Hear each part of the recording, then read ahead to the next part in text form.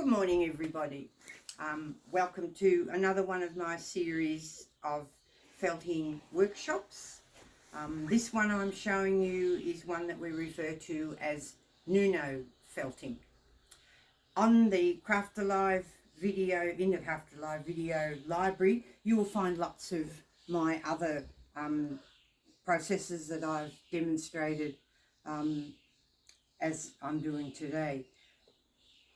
My website is www.etsy.com/shop/little-mg treasures, and you will find all of these bits and pieces listed on that site. But what I'm going to show you first, before I actually do the demonstration of laying out to make a Nuno scarf. When we talk about Nuno, we're talking about adding fibre to a fabric, and you work the fibre into the fabric. So I've got some examples here to show you of ones that I have actually done and what I've actually used as the background.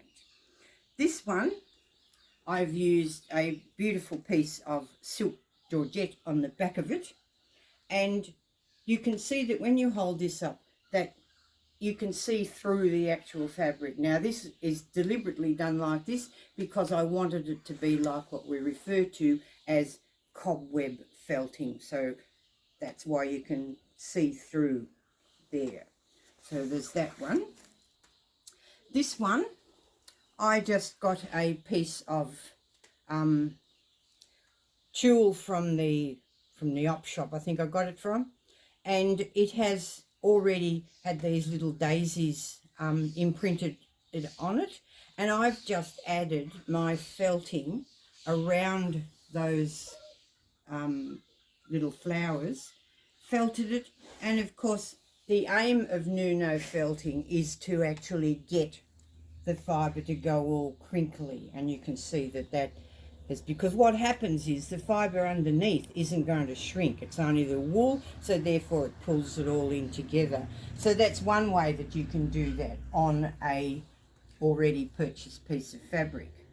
This is another example that I've done on organza, and again you can see how that has crinkled up and the fabric's been pulled into some of the shape of where I've got the poinsettias on there. So that's another way that we can do that. This one, part of what I do is I do a lot of fabric colouring, and I colour silk scarves. This was a silk scarf that I coloured but I didn't like. So rather than waste it, I have Nuno felted it, and you can see the actual colours of the original scarf coming through that, and I really just highlighted it with the bit of felting that I've put around it. So that's another form of Nuno felting. This one here, I've actually felted it onto a piece of organza, and you can see how crinkly that's gone on the back. That's a very good sign that that has Nuno felted very well, because the felts brought all that fabric in. So that's a collar scarf that I've done there using this process. This was one that I did earlier, and I've put that onto a piece of pure silk.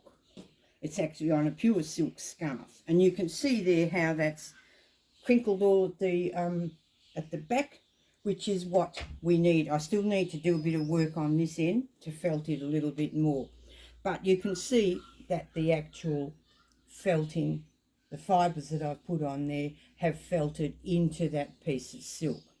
Now, if you're going to do this process, you need to make sure that your fibre that's underneath, the fabric that's underneath, has got a coarse weave. So things like muslin, cheesecloth, and those sorts of things that have got a very open weave. Organza is a good one. Silks are okay. This one is a fairly reasonably finely woven one, but it has worked.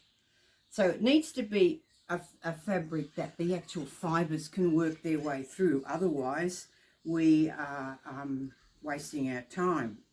So what I'm going to do this morning is and I've started this because it's going to take me much longer than the half hour I have for this video to actually complete the thing. So I've done it in stages.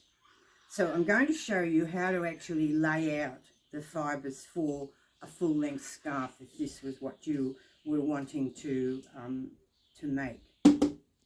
So what I'm going to do now is to actually show you how you lay out the fibres. And this is fairly, well, it is, not fairly, it is time consuming. And to lay out the fibres on a length of this scarf, which is about 148 centimetres long, would take you a good couple of hours to actually lay that out properly. But I'm going to show you how to form the 2 layers of fibre before we actually start to felt it. I have put this onto the back of a piece of tussar silk, which I bought when I was in Laos, and you can see it's very, very coarse. So the felting process will work through that quite well.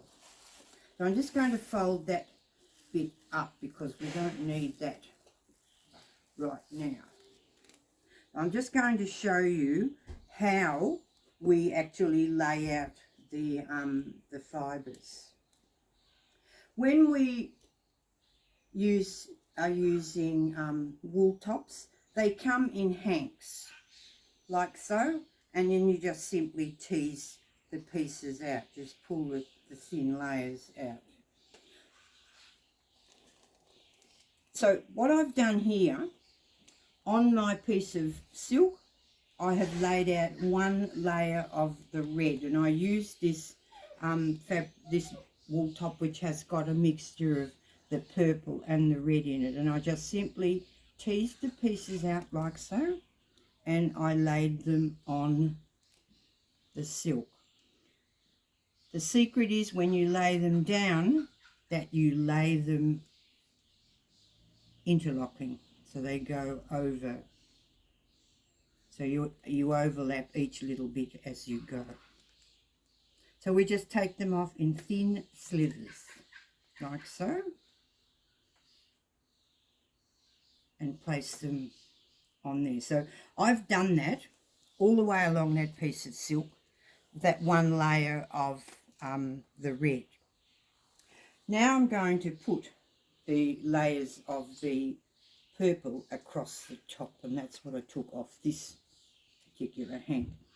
So we lay this out, but this time I'm going to lie them vertically, because what we want to happen is we want the wool to interlock when we actually add the water to it and the friction. We want to make the bits meld together, and the only way that we can do that is to make sure that our pieces overlap. So we try to avoid getting lumpy bits. We need it really fine and flimsy, not in big lumps. So I just lay that on there like so.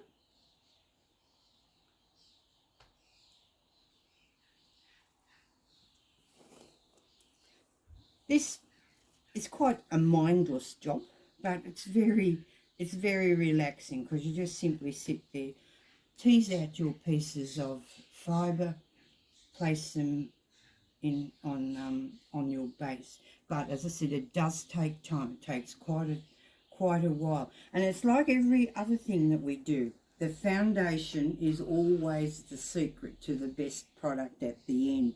So if it takes you ages to lay out the fibre, so be it, because at the end you're going to have something that you're going to be very happy with. Now I've already started some of this, and I've already felt it a little bit of at the end, because as I said, I don't have the time to do the full process. So I've shown you how to lay out the fibres, and you would do that for the full length of your scarf or whatever you're making. Going to add some embellishments onto the top of that, and what I'm using is this fibre, which is called Silk Tops. Again, it just slithers off and you place that down onto, and I'm just putting this randomly, I'm not worrying about making a pattern or anything. It's very hard to make a distinct pattern in felting unless you actually do the whole lot of it by hand. Then you can control it a bit.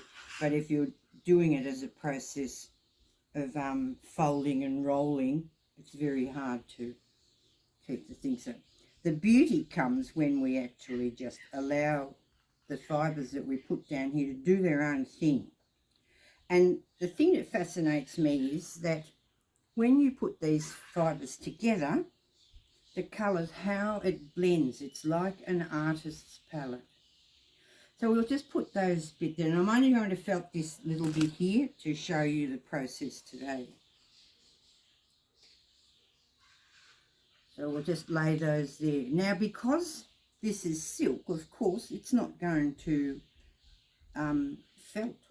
So if we were to just leave that like that and do all our hard work rolling and massaging and all the rest of it, it would just simply fall off. So I'm going to show you a technique to hold that in place. Also going to put some of this glittery stuff on there, which is Angelina, which again is a fibre that doesn't shrink. So of course I have to hold it down. So we just put some of this on there.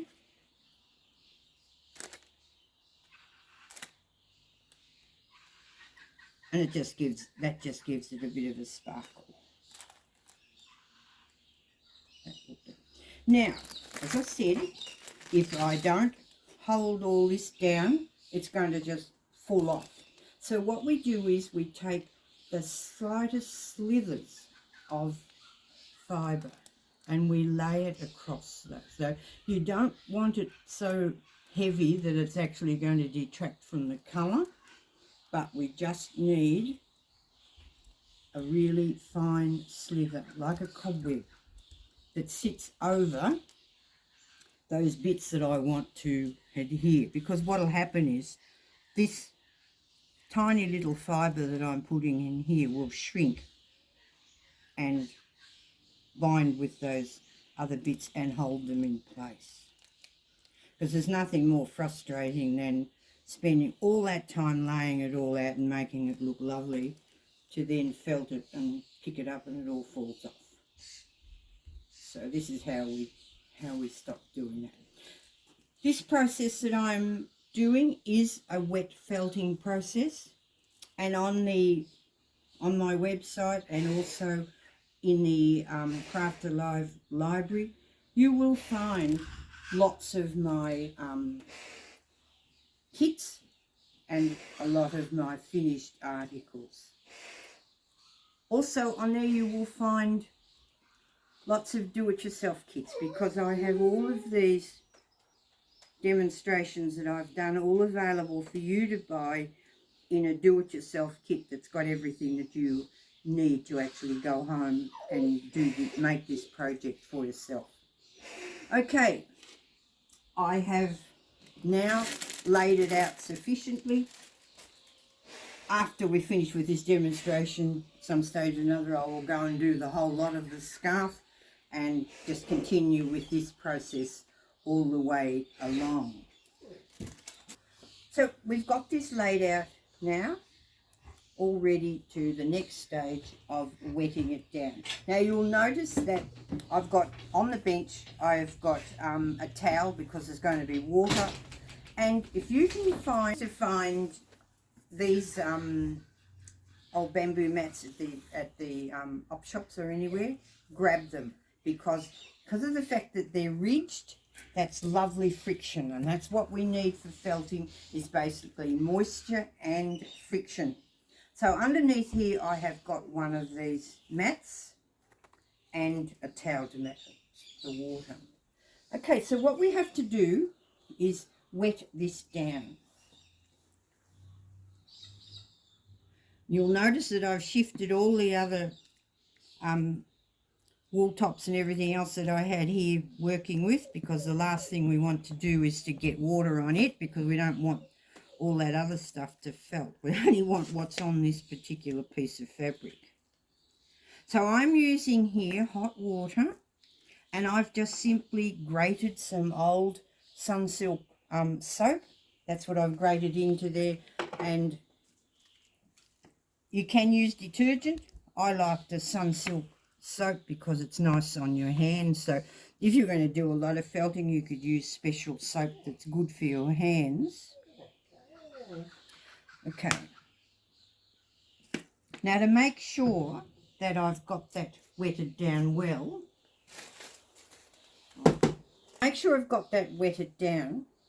another little secret that you can use here is to get some of this old terylene toweling from the op shop. The op shop's a great place to find.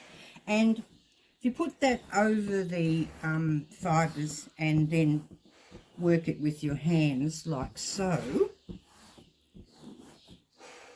you will get that to stay put. Now, that's not wet enough, because you can see what it's doing as I'm lifting that off. It is bringing off some of that stuff that I've put on there. And you can, if you touch that, it's still very bouncy. And of course, it'll keep catching to your fingers too if it's not wet enough. So you've got to get this really wet.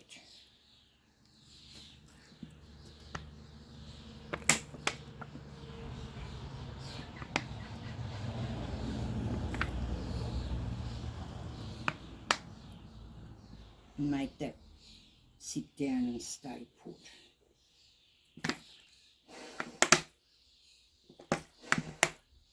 You see how some of the bits are still a bit bouncy? Well, that's what I've got to get that wetted down so that it's wet right through, not just sitting on the top. See how that goes.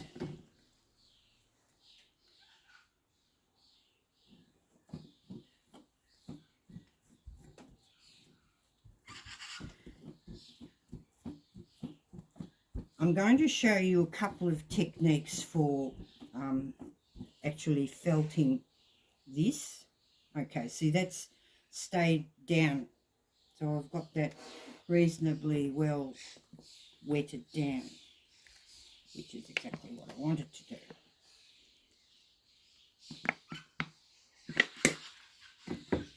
What you can also do is to leave your terylene stuff, curtaining stuff on there, and then using the soap, just simply massage it onto the terylene. And of course, because it's got holes in it, it's going through to the other side. So you can see the soap's going through into there.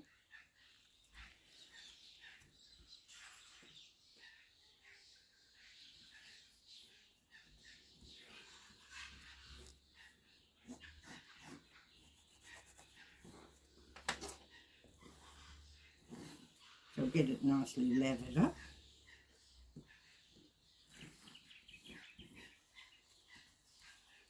And you can just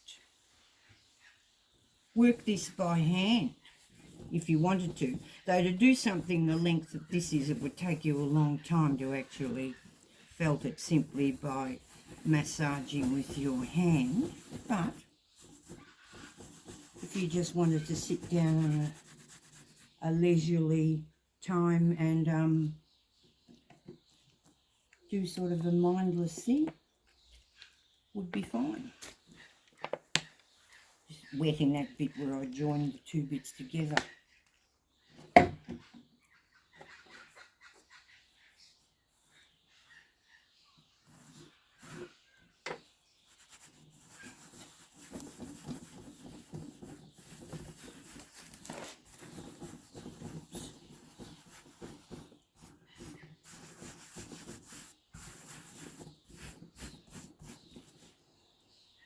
So if you look at that, nice and lathered up.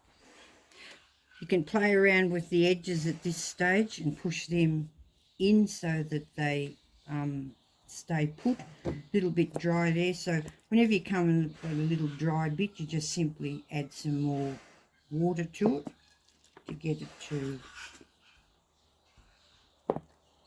do what you want it to do. So we just bring the edges in.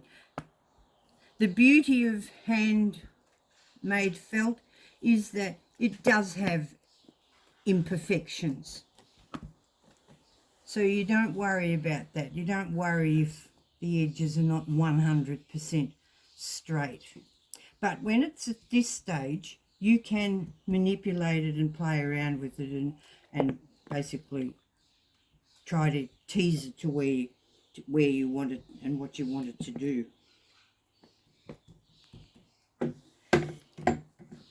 Now another little tool that I found in my travels are these little indented rolling pins, and I'm sure you can probably find bigger ones. That's another way that you can actually do that massaging. So if you're going to use something like this, you would go this direction.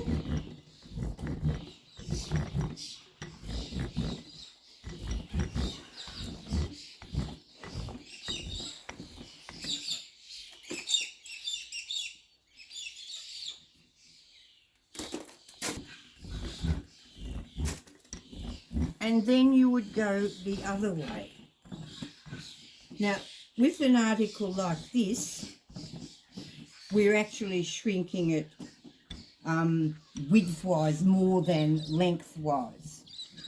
In the general run of things with felting, it will shrink 1/3 the size of what you started with. So this will shrink more this way than it will that lengthwise. How much time? Okay, so I'm going to take off this bit of terylene now. So I've shown you a process of doing it by hand over the bit of terylene and then using the little indented rolling pin. Now I'm going to show you the other way that you can do that, and that is using a piece of poly pipe or a piece of broomstick or whatever, so that you can actually roll the article. So going to just roll this up like so, and I'll roll the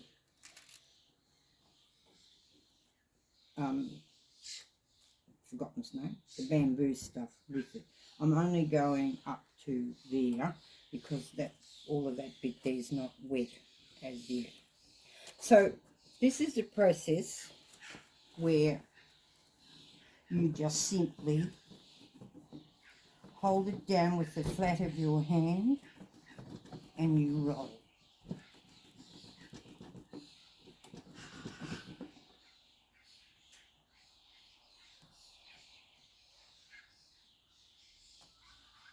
Take it back a bit because I don't want those bits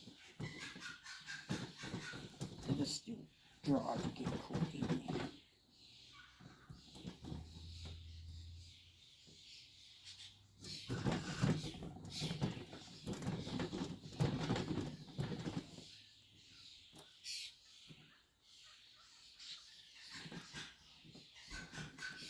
So if you were rolling this, you would have it rolled all the way up around this bamboo, and you would roll this way, like so, for 20 rolls.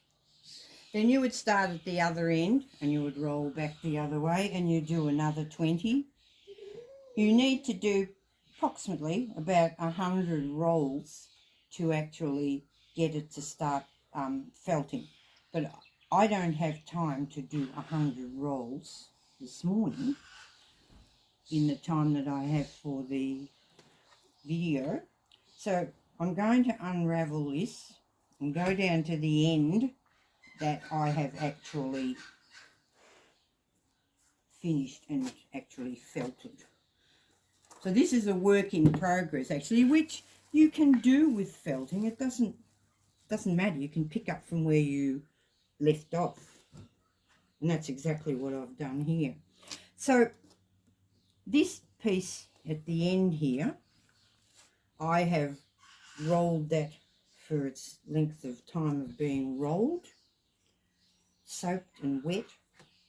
And if you were to look at that now, and I was to touch these pieces here, they're not going to pull off. So that's the way that you can tell if it's felted enough. You pick it up and you try to pick up the pieces of fibre. So I can't pull them up, which means that I have felted that piece enough onto here. Now you can see it hasn't come through a great deal on the back, but you can see it's starting to crinkle. When I have this whole piece felted, my next step would be to just pick the whole thing up and put it in a big bucket of very hot water. The very thing that we don't do if we treasure our very best cashmere jumper. We don't put it into boiling hot water. But here I want this to shrink. So it will go into a bucket of very hot water, get all the soap out of it. Then I will shock it and put it in a bucket of cold water so that it's gone from very hot to very cold. And I will do that twice. Then back into the very hot water, back into the very cold. I will then squeeze out as much of that water as I can. So that process we call is shocking. The next thing I'm going to do is what they call fulling, which then you just bundle up the whole thing and you start throwing it on the table. Now you'll see in my other videos of ones where I've done wet felting that this is the process that I've done. When you do that, it shrinks even further, and you will then see the crinkly bit on the back as well as it crinkling up on the sides, and it'll look more like this piece. And when you look at the back of it and you see the silk that's all crinkled up, looks like shells on the back of it, that's a good indication that it has felted to that piece of silk very well, and it won't come off. You won't be able to pull that piece off because it's on there permanently, and that's what we want it to be. So my idea with this particular scarf, and when I finished it, it will do what I want it to do, and that is to have a piece down the centre and these side bits to be far more crinkly. This one, we won't get so much of this side effect because I've gone the full length of the piece of fibre. So depending what you want to do, what the end effect is how you decide to lay it out, whether you go the full length. This one, of course, is quicker because you've only got that much fibre that you've actually laid down, where this one I've laid the whole lot down. So once you've put it through the hot and cold water twice, and then you've taken out all your anger with everybody that's annoyed you for the week, and you've thrown it around on the table really, really hard, you throw it really hard, you then just rinse it and hang it out flat, or not hang it out, lay it out flat to actually dry. And then you have your piece of felted Nuno work. So you can see there that we have all the, it's done its own thing in relation to how all those bits and pieces have gone. You can see this one that I've spent a lot more time rolling compared to that one there, which needs to have a lot more work done to it to get it to look like this piece.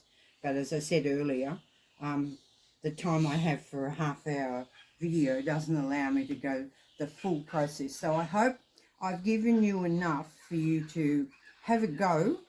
I would suggest, though, that you probably don't try to start some big bit, that you could do a small piece, say that size, and then you could turn it into a bag, or you could use it as an insert on a cushion or something like that, just so that you get the process of understanding what you're actually doing. So Nuno felting is you lay down your raw fibres, onto a coarsely woven background. It doesn't have to be silk, it can be other fabrics, as long as they've got a coarse background. And then the process of felting for wet felting is exactly the same. You lay it out vertically, horizontally, add some embellishments and decorations if that's what you want to do.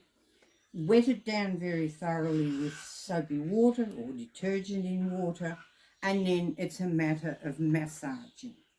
You could put bubble wrap over the top of this and roll as well with this underneath, the bubble wrap on top, and then to roll it. But the process of rolling takes a long time. It's a good workout.